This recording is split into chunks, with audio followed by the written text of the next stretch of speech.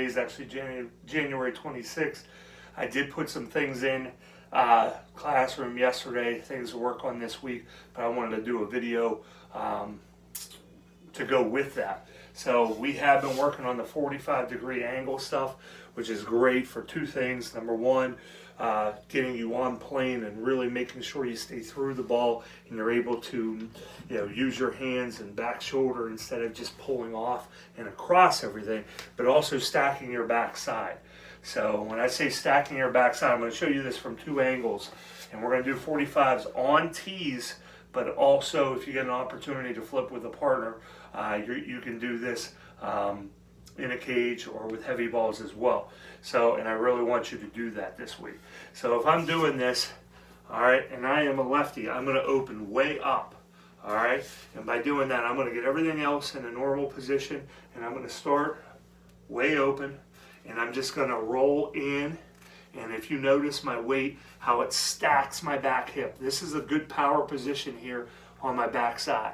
And when I do this, I am now going to be able, with that nice short stroke, notice that bat head back shoulder, nice short stroke, and I'm able to cover all fields, drive my back shoulder to the ball, and do that. I'm not closing off my foot on this. I'm just going to stay, roll, and go. Okay, you can add a little turn to it if you want. Some of you will prefer to do it with no turn, and that's fine by me. So from the front side, again, roll, stack the back side, and drive through. Okay, you're probably not going to get much turn on this back leg, but the focus is not pulling across. It's driving your back shoulder to the ball, and I'm able to cover the entire part of the play. I'm getting my hands through and involved. Great for legs, great for swing plane. Do this in the cage. Variation is starting with your body chasing or facing the tosser as well. Rotation, and same idea. Nice short stroke, strong in legs, on plane with ball. So notice I have a 36-inch here, fungo, okay? Use these this week if you get an opportunity to. You can control the bat. You're going to work on controlling the bat head with this. That's a main focus. Okay, good wrist snap, good control with your top hand. It's great to work both hands getting in sync. Okay, if you do not get your top hand through properly, you're going to be coming around the ball or just hitting everything into the ground. So work on staying on plane, okay, and make sure that that top hand, the motion with this is not out around, it's inside, and it's replacing our belly button as we rotate. So snapping it, palm up at contact, snapping it like you're throwing like a frisbee that way. Okay, so a couple things there. Also, never forget to work on your bunting. Okay, we're opening a little bit, semi-pivot, but head placement is down, all right, and we're watching it come in. Work third base, first base. If you get an opportunity to do the one hand, that is a great way to get used to this, and then we just set that hand on it and set your angles, okay? Remember, if I'm a righty, I just take the knob to my ribs to go first baseline, point to the second baseman, or first baseman to go the opposite line. Same thing with righties. If I'm going down the line, okay, rib cage to go down the line, third baseman to go, third baseman to go up the first base line. Okay? Sorry, I'm not a right-handed hitter. I had to think about that for a second. Defensively, individual work today. A couple things that I'd like you to work on this week. Hand behind your back, glove, or bare hand, but let's do this with the glove as well. All right, we're going to just focus on catching the ball out in front, chin out over the ball. Okay, and then you can just throw the ball aside. Then as we build, we're going to do a one-hand catch, drop, pick it back up. The reason we're going to do that is see where our glove placement is. Are we getting the ball out in front or under here? Don't worry about the funnel, okay? I don't want it, okay? Because if we funnel, a lot of times we handcuff ourselves. You can funnel, but it's got to be up to the hand. Let's just focus on catching the ball out in front right now, okay? If you are a funneler and you get the ball out in front, I won't say anything, but this is not what we're focusing on right now. Just ball out in front, okay?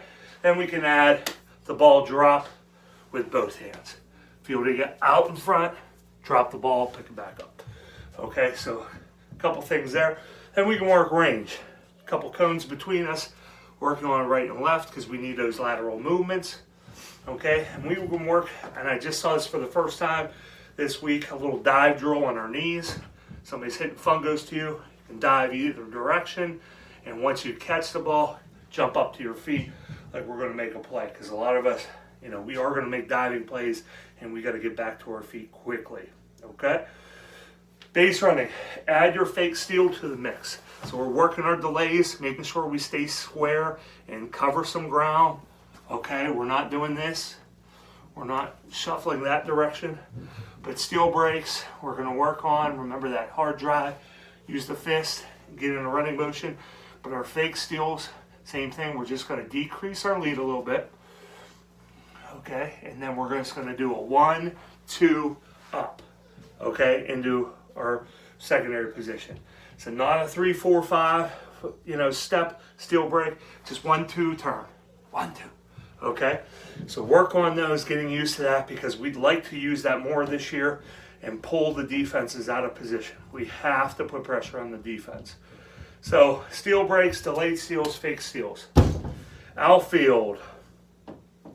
Work on our drop steps again, okay, but also work on our crow hops. We got to get used to our crow hops, doing it properly, making sure we get 4 seams when we're throwing this, okay?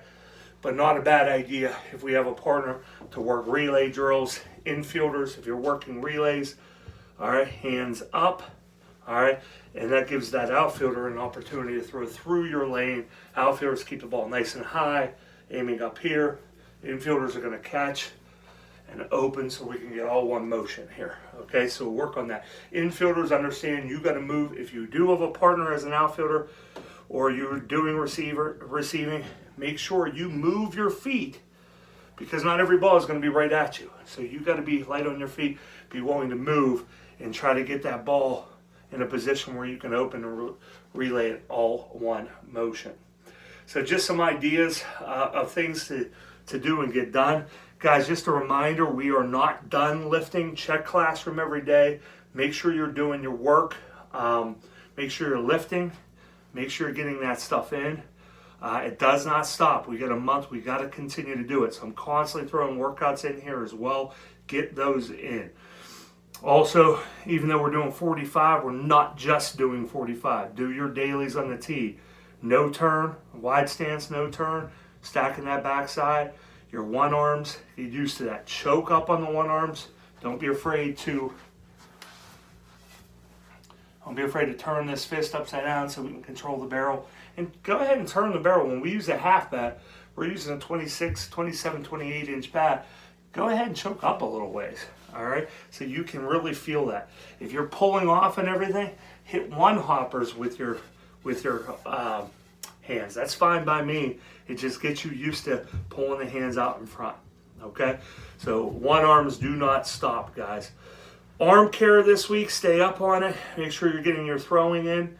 And, we are 1 week closer. I'll probably update another video tomorrow or on Thursday. So this should keep you guys busy here for this week. All right, guys.